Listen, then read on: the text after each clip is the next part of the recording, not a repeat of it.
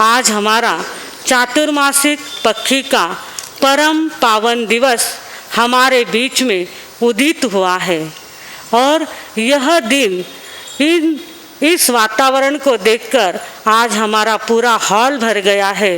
रंग बिरंगी हमारी बहनें सब सज धज कर चातुर्मास का पर्व मनाने के लिए इस धर्म सभा मंडप में आनंद समोशरण में उपस्थित हो गई है, क्योंकि समय समय का अपना महत्व होता है।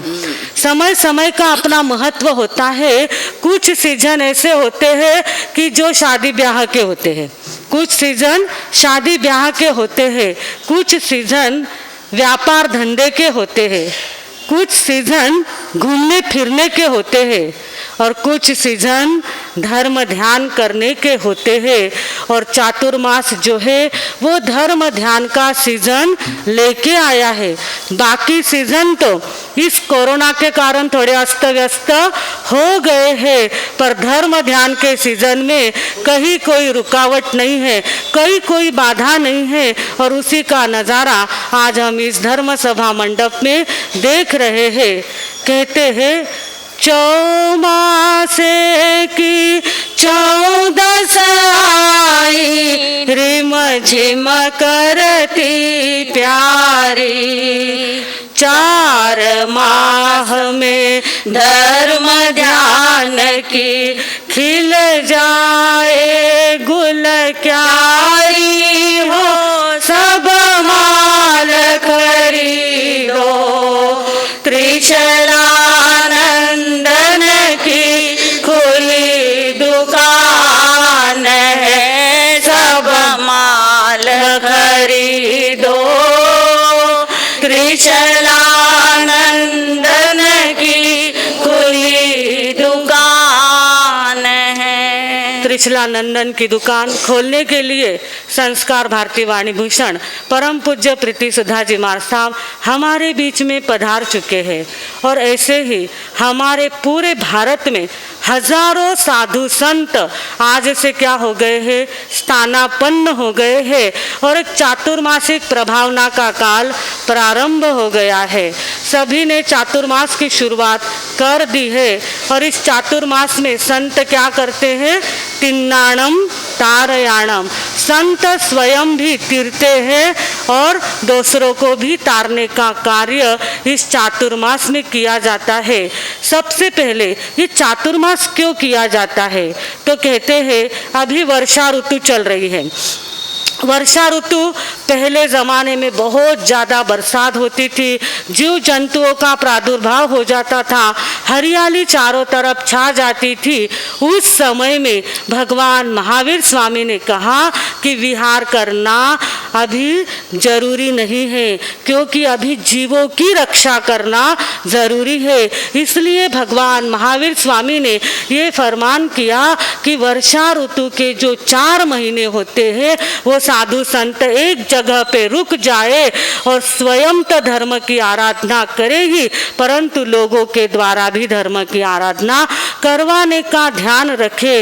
ये परंपरा जो चातुर्मास की परंपरा है ये भगवान आदिनाथ से प्रारंभ हुई है और भगवान महावीर स्वामी ने अपने जीवन में 42 चातुर्मास किए और सबसे ज़्यादा चातुर्मास उनके राजगृह नगरी में हुए, नालंदा की पहाड़ियों में हुए और उन चातुर्मासों के दौरान उन्होंने सभी भव्य जीवों को लक्ष्य में रखते हुए एक ही उपदेश दिया कि यह समय क्या है, सबसे पहले जीव रक्षा करने का है और दूसरा इसका उद्देश्य है चातुर्मास का आत्मरक्षा करना। आत्मरक्षा यानी क्या, स्वयं में स्थिर होकर स्वयं का निरीक्षण करना कि मैं क्या कर रहा हूँ और मुझे क्या करना चाहिए। मैं मेरे सद्गुण बढ़ा रहा हूँ या दुर्गुणों में मेरी प्रगति हो रही है। मेरा ज्ञान बढ़ रहा है कि मेरा अज्ञान बढ़ रहा है। मेरे भीतर मेरे मन में प्रकाश हो रहा है या कषायों का अंधकार घना हो रहा है। इसका निरीक्षण करने के लिए ये चातुर्मास आया है और हम देखते हैं कि बाहर में क्या हो रहा है, अभी तो नहीं है पर बरसात के दिनों में क्या होती है, धुआंधार बारिश होती है। और बारिश क्या करती है, कचरे को साफ करती है। बारिश जब होती है तो वो सड़कों को साफ करती है, मकानों को साफ करती है, जो भी द्रव्य कचरा है उसको बहाकर वो लेके जाती है। तो भगवान कहते हैं, ज्ञानी भगवंत कहते हैं कि हे मानव, ये बारिश तो क्या करेगी, द्रव्य कचरे को साफ करने वाली है, परंतु तेरे भीतर जमे हुए भाव कचरे को तुझे साफ करना है। हम लोग क्या करते हैं, क्रोध करते हैं, क्रोध में उत्तेजित हो जाते हैं, कभी झूठ बोलते हैं, कभी व्यापार करते समय किसी को धोखा देते हैं, किसी का विश्वासघात करते हैं, घर में संसार में रहते हुए, परिवार में रहते हुए एक दूसरे के साथ झगड़े हो जाते हैं। तो इस तरह से ये हमारे भाव अशुद्ध हो जाते हैं। तो इन अशुद्ध बने हुए भावों से क्या होता है, हमारे भीतर एक निगेटिव एनर्जी जमा हो जाती है, निगेटिव एनर्जी तैयार हो जाती है। और ये निगेटिव बनी हुई एनर्जी क्या करती है, हम जब अच्छे कार्य करते हैं तो उसमें रुकावट लाती है। क्या करती है, अच्छे कार्य करते समय हम सोचते हैं कि हम इतना अच्छा कार्य कर रहे हैं, हम इतना भाव से कार्य कर रहे हैं, फिर रुकावट क्यों आती है, क्योंकि हमारे भीतर कौन सी एनर्जी भरी हुई है, निगेटिव एनर्जी भरी हुई है। और वो हमने ही तैयार की हुई है, हमने ही इकट्ठी की हुई है। और उस निगेटिव बनी हुई एनर्जी को पॉजिटिव करने के लिए क्या आया है, चातुर्मास आया है। इस चातुर्मास में क्या करना है, ज़्यादा से ज़्यादा तप करना है, ज़्यादा से ज़्यादा जप करना है, संयम की आराधना करनी है। और जिससे कुछ भी नहीं होता है तो उसने शुद्ध भाव की आराधना करके अपने भीतर जमे हुए उस कचरे को क्या करना है, साफ करना है। और इस साफ करने के लिए हमें क्या करना चाहिए, जिन वाणी का श्रवण करना चाहिए। ये द्रव्य कचरा तो बरसात से साफ हो जाएगा, पर भाव कचरा किससे साफ होने वाला है, अंदर जमा हुआ कचरा किससे साफ होने वाला है, जिन वाणी के श्रवण से। कहते हैं तन को साफ करता है पानी और मन को साफ करती है जिन वाणी। तो ये जिन वाणी हमारे मन को क्या करने वाली है, साफ करने वाली है। और चातुर्मास के दौरान 9 से 10 और वैसे दिन भर भी यहाँ पे जिन वाणी की वर्षा होने ही वाली है। कितना भीगना है, क्योंकि बरसात में क्या पहना जाता है, रेनकोट भी पहना जाता है। बरसात में क्या होता है, रेनकोट भी पहना जाता है। ऊपर से कितनी भी बरसात हुई तो एक बूंद भी हमारे भीतर जाती नहीं है। परंतु जिन वाणी का श्रवण करते हुए हमें रेनकोट नहीं बनना है, हमें रेनकोट नहीं बनना है। मार साहब तो आया है 4 महिना सुनावणारच है, वे केला तप करो जप करो, पण आपल्याने जिततो वाटी उततोच आपण कर आला, ऐसे भाव मन में नहीं लाना है। मार साहब आए हैं, इतना सुंदर धर्म का मौका मिला है, तो अपने को क्या करना है, धर्म की गंगा में हाथ धोए लेनी रे, चांदनो हुयो है मोती पोय लेनी रे, धर्म की गंगा में हाथ धोए लेनी रे,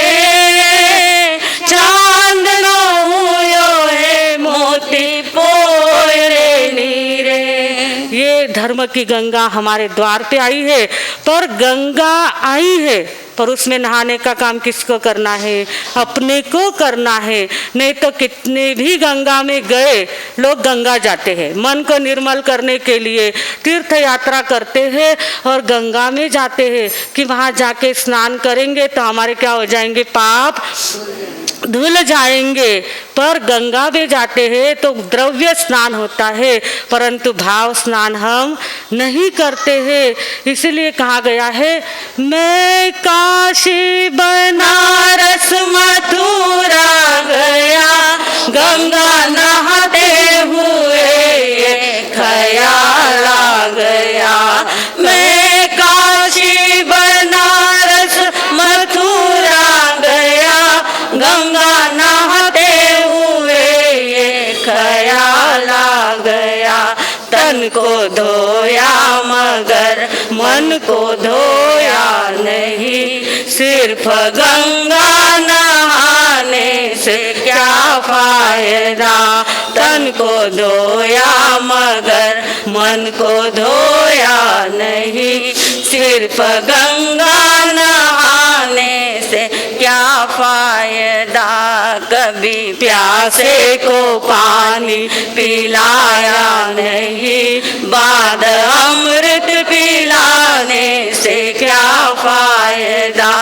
कभी गिरते हुओं को उठाया नहीं, बाद आंसू बहाने से क्या फायदा। तो ये जो मौका मिला है हमें, चातुर्मास का जो पर्व आया है, वो एक ही बात कहने के लिए आया है कि तन की शुद्धि तो हम रोज करते हैं, पर मन की शुद्धि के लिए हमें जिन वाणी का श्रवण अत्यंत आनंद के साथ करना है, अत्यंत उत्साह के साथ करना है, और बाकी सारे काम बाजू में रख देना है। बाकी सारे काम तो हम 12 ही महीना करते हैं, पर इस 4 महीने में हमारे यहाँ पे देखो धरण होते हैं। हमारे यहाँ पे ना खड़कवासला धरण है, और भी कई कई प्रकार के उजनी धरण है। ये धरण जो होते हैं ये 4 माह में ही भरे जाते हैं। बरसात के 4 माह में ये भरते हैं, और 8 महीना आपको क्या करते हैं, पानी देने का काम करते हैं। तो ऐसे ये जिन वाणी जो है ये 4 महीने यहाँ पे बरसने वाली है, पर उस बरसने वाली जिन वाणी का संचय अंदर में इतना ज़्यादा कर लेना है, इतना ज़्यादा उससे भर जाना है कि वो 4 महीने में की हुई साधना हमें कितनी आनी चाहिए, 8 महीने। बचे हुए जो 8 महीने हैं उसमें भी वो काम आनी चाहिए। इसके लिए सब ने बाकी के काम बहुत ज़्यादा अर्जेंट भी हो गए तो उनको क्या कर देना है, बाजू में रखना है। परंतु 1 घंटा कहाँ पे उपस्थित होना है, धर्म स्थान में उपस्थित होना है। अगर आने की मर्यादा है तो घर में भी आप सुन सकते हैं, जिन वाणी का श्रवण आप कर सकते हैं। तो आपको क्या करना है, जिन वाणी को सुनने का महत्व रखना है। कहते हैं कोकण में जो किसान होते हैं वो क्या करते हैं, बरसात के दिनों में घुटने घुटने तक बारिश में खड़े रह के, इतना पानी होता है उसमें खड़े रह के वो बीज बोते हैं। उनको कहा जाता है कि अरे इतने पानी में खड़े रह के तुम इतनी मेहनत क्यों करते हो। तो वो किसान कहते हैं अभी मेहनत नहीं करेंगे तो बाद में क्या खाएंगे, अभी अगर मेहनत नहीं की तो बाद में क्या खाएंगे, अभी तो हमें मेहनत करनी ही चाहिए। तो किसान जो होते हैं, कोकण के जो किसान होते हैं, वो अभी घुटने घुटने पानी में खड़े रह के बीज बोने का काम करते हैं। उनके घर में अगर मौत भी हो जाती है, उनके घर में अगर मृत्यु भी हो गई, सगे पिताजी की भी मृत्यु हो गई, तो वो क्या कर देते हैं, शव को ढक के रख देते हैं।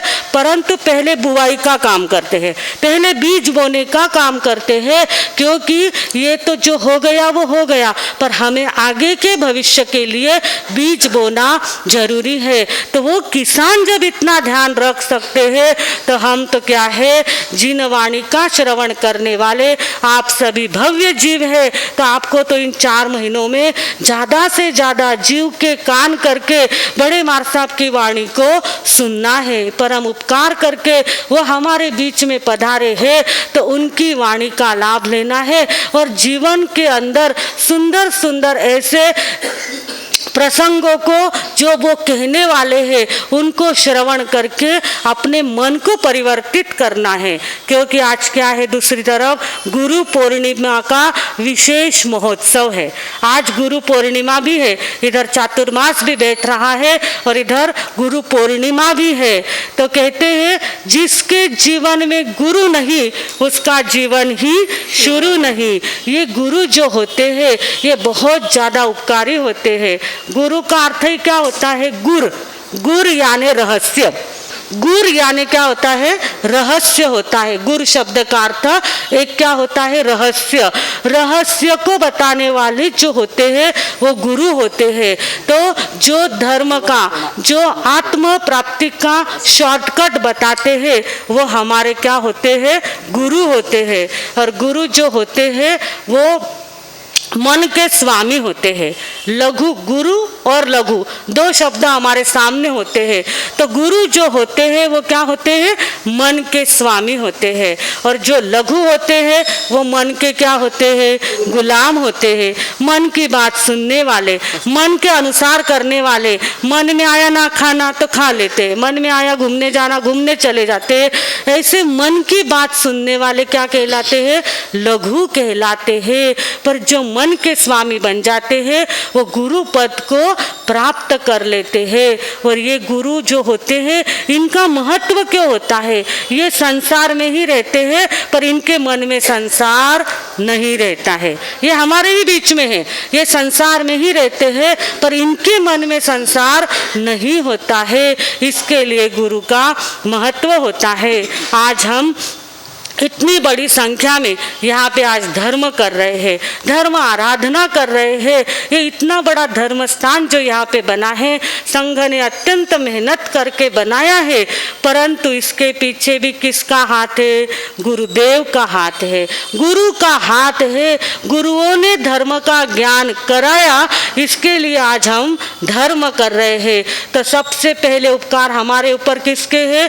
24 तीर्थंकर भगवान, 11 गणधर, इनके हमारे ऊपर अत्यंत उपकार है कि जिन्होंने धर्म की गंगा प्रवाहित की। उसके बाद हमारे ऊपर किसके उपकार है? जो अनेक आचार्य होके गए, जिन्होंने धर्म की परंपरा हमारे तक पहुंचाई। ऐसे आचार्यों के हमारे ऊपर क्या है? उपकार है। तीसरे उपकार हमारे परम पूज्य तिलोक ऋषि जी महाराज साहब, जो इस महाराष्ट्र की धरती पर पहली बार पधारे। इसके पहले महाराष्ट्र में धर्म ध्यान नहीं था, पर तिलोक ऋषि जी महाराज साहब सर्वप्रथम इस महाराष्ट्र की धरती पे आए और धर्म ध्यान के लिए भूमि को तैयार किया। दूसरे उपकार अगर हम माने तो हमारे आचार्य आमोलक ऋषि जी महाराज साहब के हैं। जो हम आज शास्त्र पढ़ रहे हैं वो सभी शास्त्र को छपवाने का काम हमारे परम पूज्य आमोलक ऋषि जी महाराज साहब ने किया। उनको उसके बाद प्लेग की बीमारी हो गई। लोगों ने कहा कि आपने शास्त्र छपवाए हैं, इसके लिए आपको प्लेग की बीमारी हो गई है। उसकी भी परवाह नहीं की और हमारे लिए शास्त्र क्या कर दिए? उपलब्ध करवा दिए। और उससे भी ज़्यादा उपकार हमारे ऊपर किसके है? हमारे आचार्य सम्राट 1008 पूज्य आनंद ऋषि जी महाराज साहब, जो हमारे सभी के दीक्षा गुरु भी है, दीक्षा गुरु भी है, सब कुछ है। ऐसे आचार्य भगवंत ने धर्म के प्रति प्रेम जागृत करने के लिए इस महाराष्ट्र की धरती को बहुत ज़्यादा सींचा। छोटे छोटे गांव में गए, भक्तों को तैयार किया और उनके मन में धर्म का प्रेम जागृत किया। और उसी धर्म की परंपरा को आगे बढ़ाते हुए हमारे संस्कार भारती वाणी भूषण परम पूज्य प्रीति सुधा जी महाराज साहब आज गुरु पद पर यहाँ पर विराजमान हैं। 4 महीने जिन वाणी का लाभ देने के लिए आए हैं, तो उनके भी हमारे ऊपर अनंत अनंत उपकार है। तो ऐसे गुरु, ये गुरु जब हमारे जीवन में होते हैं तो हमारा जीवन भटकने से बच जाता है, अटक जाता है और हमारे सही राह पर हमको ये गुरु लगा देते हैं। इसके लिए कहा गया है, डालियाँ न होती तो फूल लटकते ही रहते, डालियाँ न होती तो फूल लटकते ही रहते। और आप जैसे सद्गुरु ना होते तो हम शायद भटकते ही रहते, हम शायद भटकते ही रहते। गुरु की महिमा अनंत है। चंद शब्दों में गुरु की महिमा का हम क्या वर्णन करेंगे? उनके अनंत अनंत उपकार हमारे ऊपर है और कितना भी कहे तो थोड़ा है। परंतु हमें संस्कार भारती वाणी भूषण परम पूज्य बड़े महाराज साहब को सुनना है। तो अब मैं यहाँ पे ही मेरे शब्दों को विराम देते हुए जाते जाते एक ही कहूँगी कि हम लोग जैसे अपने फैमिली डॉक्टर होते हैं, हम सभी के क्या होते हैं? एक एक फैमिली डॉक्टर होते हैं। तो जैसे हमारे फैमिली डॉक्टर होते हैं वैसे हमको फैमिली गुरु भी बनाना चाहिए। क्या करना चाहिए? आज गुरु पूर्णिमा है, आज हमको क्या करना चाहिए? फैमिली गुरु बनाना चाहिए, क्योंकि हम देखते हैं आजकल बच्चे स्थानक में आना चाहते नहीं हैं। युवा लोग अपने जॉब में बिजी है, अपने कंप्यूटर में बिजी है, अपने डिजिटल वर्ल्ड में बिजी है, उनको स्थानक में आना अच्छा लगता नहीं है। हमारे महावीर भाऊ कड़कड़ करते हैं, मार साहब युवा लोगों को स्थानक में जोड़ो, युवा लोगों को स्थानक में जोड़ो। तो युवा लोगों को अगर स्थानक में जोड़ना है तो आपने क्या करना चाहिए? आपके फैमिली गुरु बनाना चाहिए। जैसे फैमिली गुरु बनाए तो आप परिवार के साथ 6 महीने में एक बार, ऐसे 12 महीने में 2 बार भी आप गुरु चरणों में पूरे परिवार के साथ अगर उपस्थित होंगे तो बच्चों को बचपन से ही संस्कार मिल जाएंगे कि नहीं, हमारे माता पिता अगर गुरुओं के पास जाते थे तो हमको भी उनके पास जाना चाहिए। उनको बचपन से ही संस्कार पड़ जाएंगे। और अगर गुरुओं के सानिध्य उन बच्चों को मिल गया तो मार साहब को ध्यान में आ जाता है कि किसका स्वभाव कैसा है, किसका स्वभाव कैसा है, उसके अनुसार बराबर वो उनको क्या करते हैं? साधना देते हैं, ट्रीटमेंट देते हैं। तो आज गुरु पूर्णिमा है, जाते जाते आप लोगों को एक ही बात ध्यान में रखना है कि जैसे हमारे फैमिली डॉक्टर होते हैं तो जिस गुरु के साथ हमारी रास बन गई, पट गई, उसके साथ हमको क्या करना है? फैमिली के साथ जुड़ जाना है। क्योंकि कहते हैं गूंगा इंसान गीत गा नहीं सकता, गूंगा इंसान गीत गा नहीं सकता, ठहरा हुआ पाँव मंजिल पा नहीं सकता, परंतु गुरुवर का सानिध्य मिल गया जिसे, वो अंधेरे में भी ठोकर खा नहीं सकता, वो अंधेरे में भी ठोकर खा नहीं सकता। ऐसे गुरु चरणों में हम बारंबार वंदन नमस्कार करते हुए मैं अपने शब्दों को यही विराम देती हूँ। ओम शांति।